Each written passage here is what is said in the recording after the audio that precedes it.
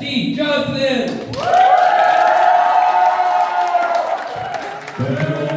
Also welcoming you. We just want to welcome you. We have some tremendous judges on the show and on the panel today. So let's give it up for our first judge, Reginald Van Hoover. Reginald originally from the Palm State of New York, now resides in the bustling city of Manaus, Nebraska, with a population of 1. He has been a game show host for the past 35 years and enjoys critiquing what others call talent. Now, let's put your hands together for Sedgwick McGower.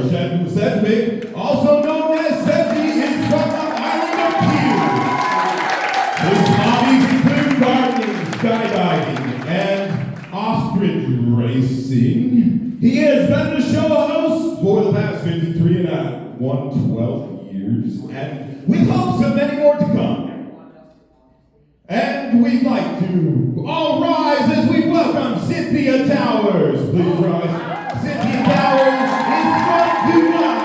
She discovered on the stage as a child, discovered her hidden talent as a game show hostess during her pre-K graduation ceremony, where she immersed the performance of Mary Had a Little Lamb. Let's give it up for Sasha McDonald. Sasha is from Texas. After achieving her lifelong dream of being a librarian, she retired and now spends her time raising her 17 grandchildren. Thank you all for being here today. We're honored to have each one of you. And for our first act today, we would like Team 1 to take the stage as our judges are ready. Ready or not, judges? Here we come with Team 1. Thank you guys for all your preparation to be here. Let's have an audience give a round of applause to our wonderful competitors.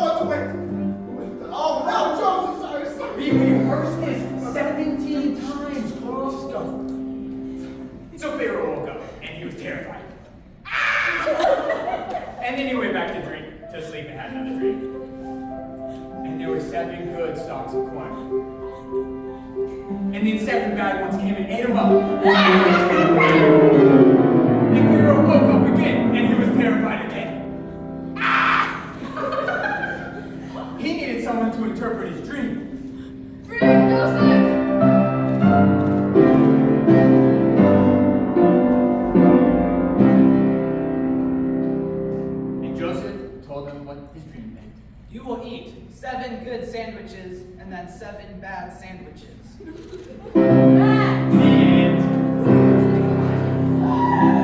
Let's give a hand to our act number 1.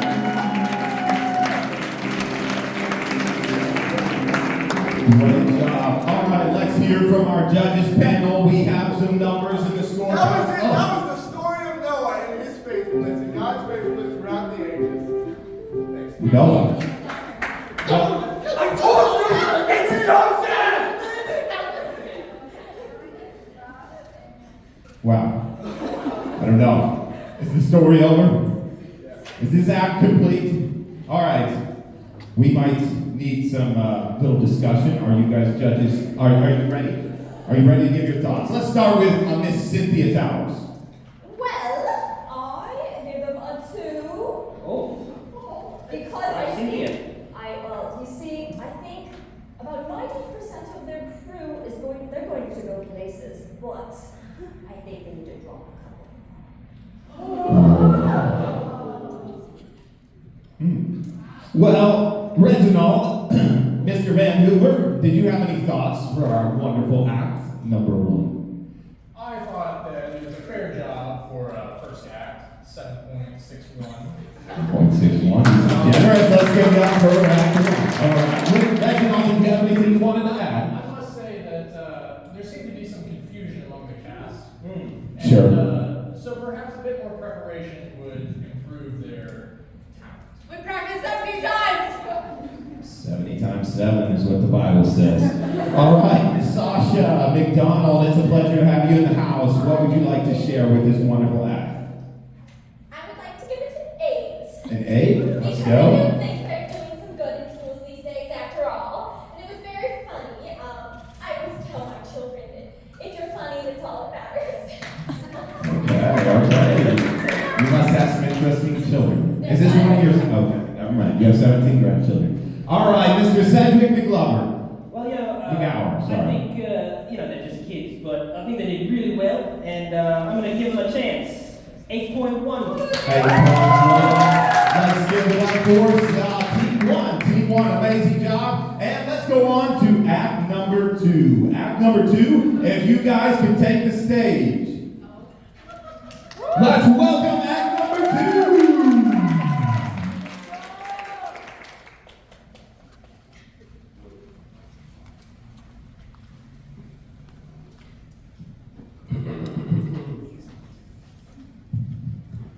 All right. Are you guys ready for a thrilling tale? Who's ready? Yeah, let's go. All right. Today, I'm going to tell you a story about somebody from a land far, far away. Now, the story begins in a small, cozy cottage. The small, cozy cottage is filled with the sounds of coffee.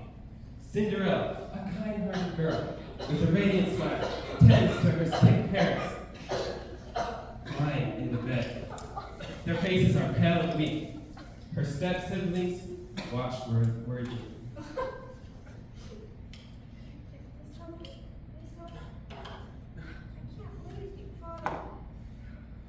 Cinderella is worried. She can't lose her parents to this terrible disease.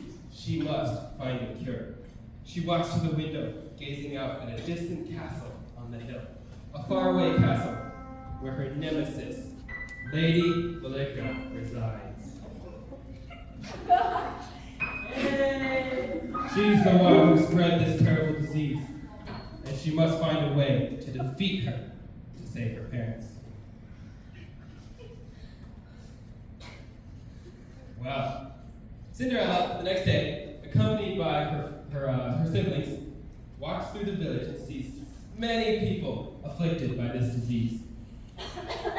They stop by the town square, where they find an old woman, May, who's sitting by the fountain. You look so troubled all the time. This disease is terrible. It's terrible. I'm afraid my parents are gonna die. I can't wait for it.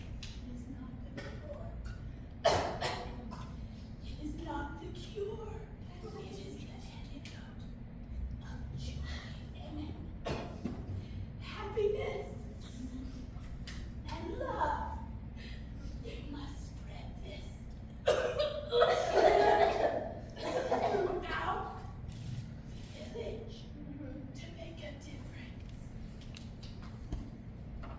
She tells her the answer, the cure for this terrible disease is to spread laughter and happiness. But she asks herself, how can we do this when everybody is so sad? So, Cinderella and her siblings make a plan. We should bring everyone together. And we should have games and songs and maybe that way they will have joy again. Let's go. Let's do it. Come on, everyone. Come on. They organize a small gathering. Children and adults gather curious, hopeful. Everybody come. Cinderella steps onto a small stage. Thank you all for coming. I know it's so hard, but the cure for this terrible disease is school. And so, we are going to play. Bring around the room. Ready? Here we go. Ready? Action! Action! We all follow there! They play games, sing songs, and dance. The atmosphere becomes lively and joyous. Cinderella smiles brightly as she sees the change in everyone. Okay, well, let's do it again. Come on, let's do it. Okay. We should do a song. Let's see. My God is so great, so strong and so mighty. There's nothing my God cannot do. My God is so great, so strong and so mighty. There's nothing my God cannot do. Okay. The village is transformed. People are laughing. People are talking. They're hugging each other. Cinderella and her siblings walk through the village, feeling the happiness radiating from everyone. Cinderella returns home, tired but hopeful. She checks on her parents. They're still weak, but their faces are more relaxed. They manage a small smile. How are you? Here's some water.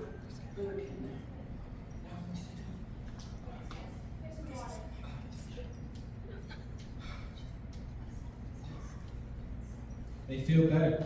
They can feel the joy in the air, but there's more that Cinderella has to do. It's not over. We have to do more. We have to spread more joy. We have to fix this. I don't want you to die or anyone else. It's so sad. When do we do this? Cinderella hatches a plan. The next day, they stand before the imposing gates of Lady Maligna's castle. They take a deep breath and step forward. Lady Maligna sits on her dark throne watching the group with a cold, calculating gaze. Her henchmen, Grim, Drake, and Blue Hair, stand beside her. She laughs menacingly and says,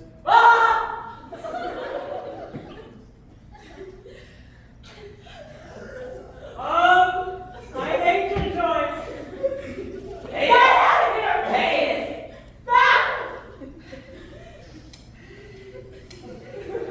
They This joy, it will overcome. It is stronger than any of your darkness. No, Lady Maligna returns with anger and hatred.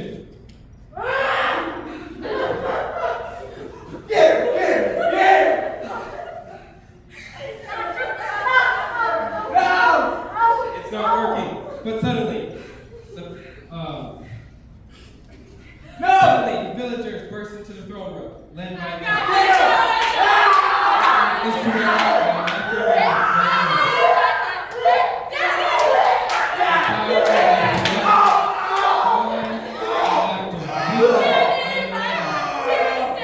disappear into a cloud of dust.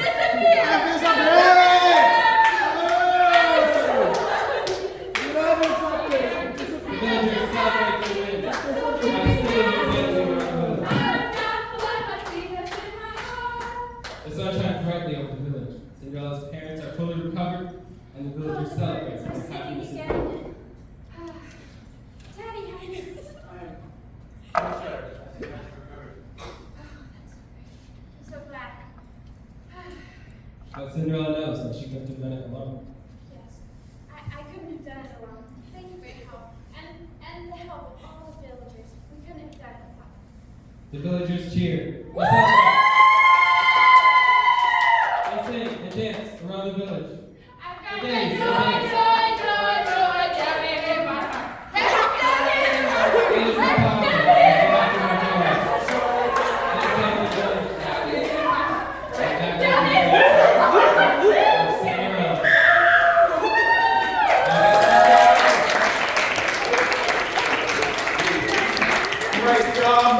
up for Team 2. Alright, let's go to our judges panel. That was quite an act. I don't know how we're going to follow that. But let's see what you have to say. Starting with Cynthia. Well, I would give Team 2 a 7. And that is because I just appreciate their message. Honey, you guys are going far, so keep that positive message going. One tip, though, would be to angle yourself so that the audience can see your faces a little bit. So not directly right in front of each other, but a little bit angled to your audience. But yes, well done on a positive message.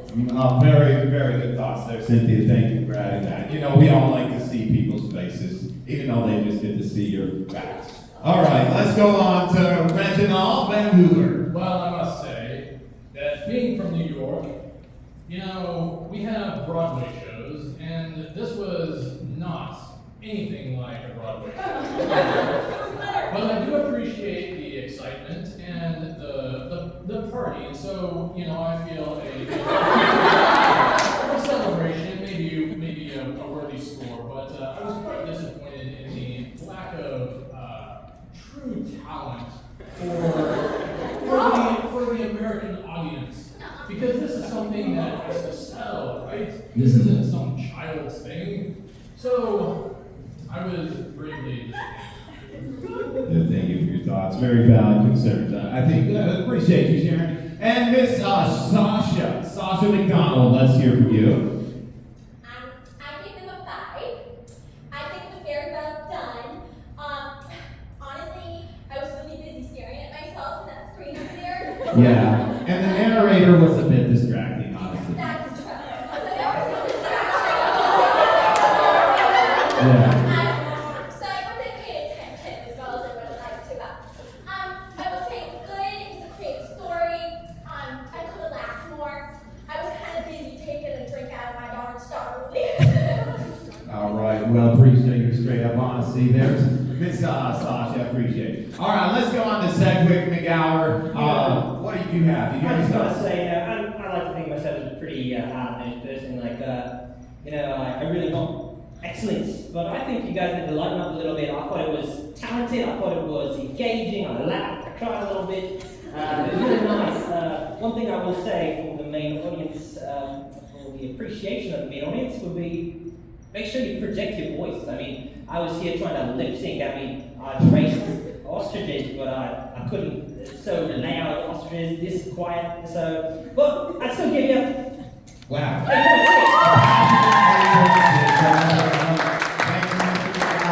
You know, it's really a privilege that you would come all this way, and make sure that you replenish those tears with a little drink from your water bottle. Let's go for Team 3. Let's give it up for them. For our final act of this beautiful show, Team 3.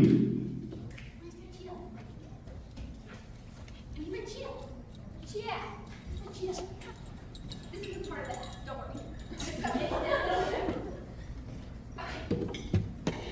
Joseph's brothers had always hated him, but this was the straw that broke the camel's back. Really? Joseph's father gave him a beautiful coat of many colors, and the rest of them got nothing. Joseph's brothers were furious. One day, when they were out in the field, they saw Joseph approaching, so they overpowered him, took his coat from him, and threw him into a cage. Get him in the pit. Go. Roll. Then they saw some merchants from a faraway land approaching. Hey, you want a slave? I've got a real great slave for you. Right over to that pit. You can drag him out and do whatever you want. Then they took Joseph's beautiful coat of many colors. They killed a goat, put blubber on the coat, and took it to their father. Father, your son Joseph is dead. Joseph, Oh,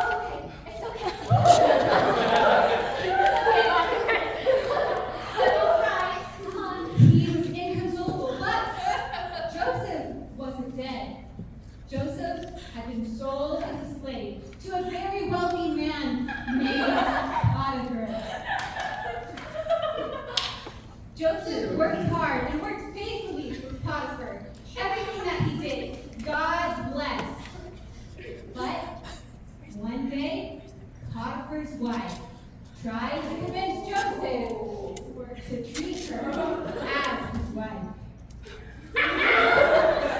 Joseph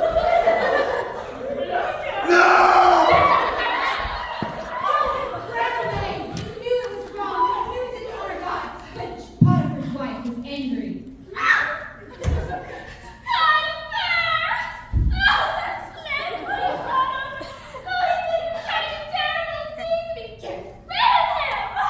So they took Joseph and threw him into prison. Enter Pharaoh.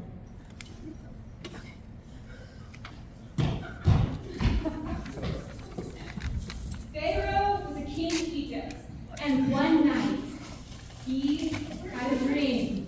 In his dream, 7 healthy cows emerged. But shortly thereafter, 7 skinny cows emerged and devoured the 7 healthy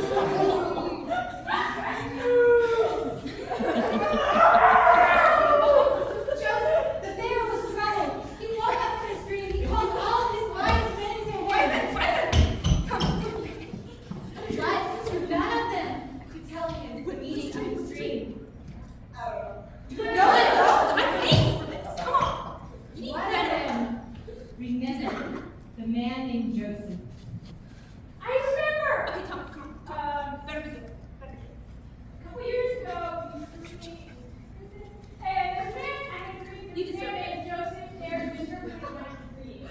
Maybe he could interpret. Alright, we'll go get him and we'll try it. Come on. I need this. Come on. So they brought Joseph before the Pharaoh. And when he stood before the Pharaoh, he told Pharaoh the meaning of his dream. The 7 healthy cows represent 7 years of plenty. During this time, there were abundance of food. And you have to store it because the 7 skinny cows represent 7 years of famine. You represent 7 years of famine, and your people will die if you do not store the food. So, you have to build big storehouses for grain. Store all the grain during the 7 healthy years. So when the famine hits, you can feed them. Sounds good. You're right. I'll do it. Just do whatever you need. And here's this cute little purple robe. It was mine, but I can move it. Joseph became second command over all the land of Egypt. 7 plentiful years came and went, and in 7 years a famine came. The people of Egypt had plenty of food because of Joseph's actions. People from the lands around came to Egypt to ask for food. And one day, Joseph recognized the men before him. Liars! Spies! Thieves! They were his brothers. He treated them harshly, but then he saw that their hearts had changed. Rise, for it is I, your brother Joseph, and I live. I forgive you. You see, what you did to me, you meant for evil, but God meant it for good. Joseph forgave his brothers, and then he invited them to come to the land of Egypt, to move to Egypt with their family, with their father. And they all lived happily ever after.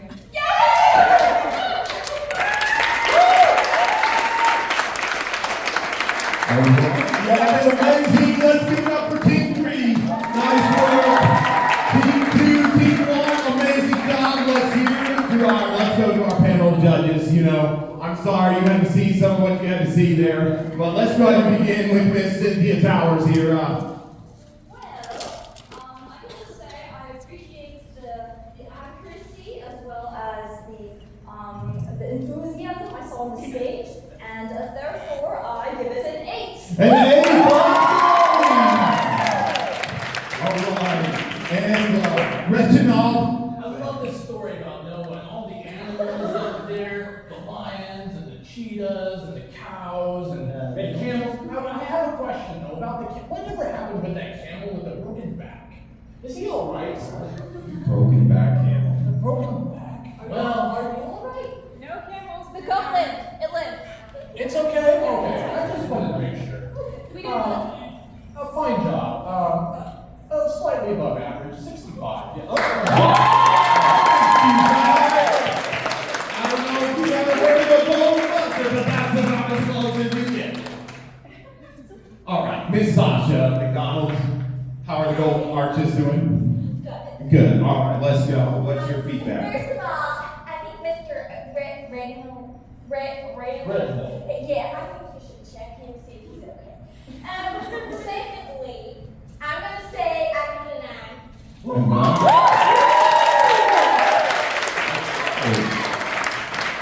have to look at myself one time. That's how engaged I was.